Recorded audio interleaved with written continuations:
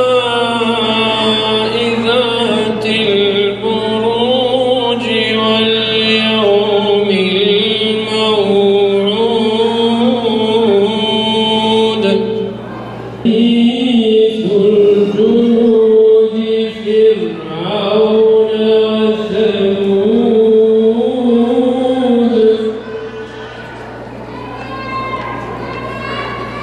Bu şehadet kervanı, şehitler kervanı Hz. Adem'in yeryüzüne inmesiyle başlar.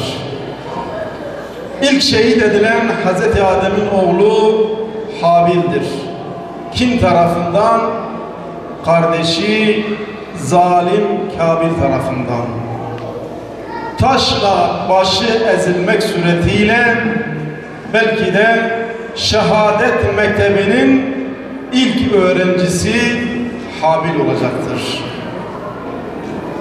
Ashab-ı Uhdud'u ayet-i kerimeyi bilen ya da manasını okuyanlar var. Sırf inançlarından dolayı, sırf Rabbim Allah'tır dedikleri için kadınıyla erkeğiyle, yaşlısıyla genciyle, belki kundaktaki çocuklarıyla insanlar ateş çukurlarına atıldılar. Uhud'da Hamzalar katledildi, Mus'ablar katledildi. Kerbela'da İmam Hüseyinler vahşice katledildi. Günümüzün Kerbelası yaşandı 3 sene önce.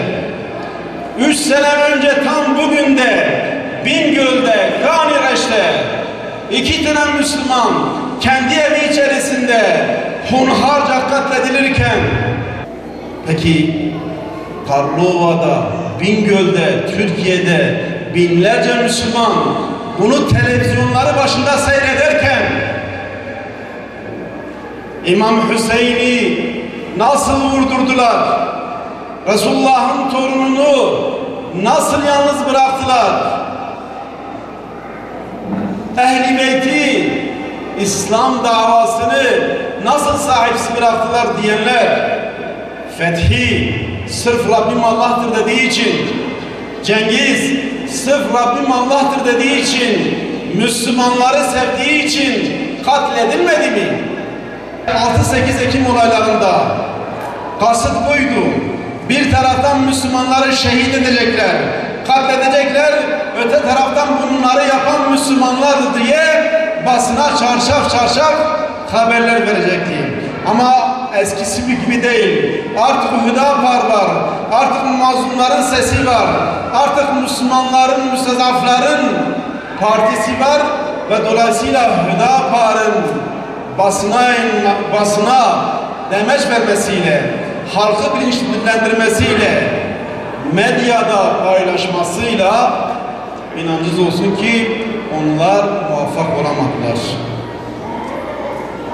Dedik ya, şehit Yasin ve arkadaşlarının şehadeti bu davanın masumiyetini ve 9 Haziran'da şehit Aytaç Aziz'in şehadeti ve sonrası bu davanın izzetini, bu davanın onurunu ve Müslümanlara rağmen burada bu halkın emperyalistlere teslim edilmeyeceğini, Marksistlere, Leninistlere, Kemalistlere teslim edilmeyeceğini en güzel örnek gösterdi ve ondan dolayı aslında bir çözümsüzlük süreci olan, aslında bir ihanet süreci olan çözüm süreci de Rabbimize hamdolsun ki o şekilde bitmiş oldu.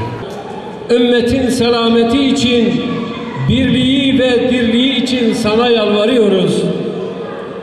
Ey Rabbimiz, bizi sana kulluktan alıkoyan, bizi razı olmayacağın işler ile meşgul eden, senin cennetinden uzaklaştırıp cehenneme davet eden şeytanın şerrinden sana sığınıyoruz.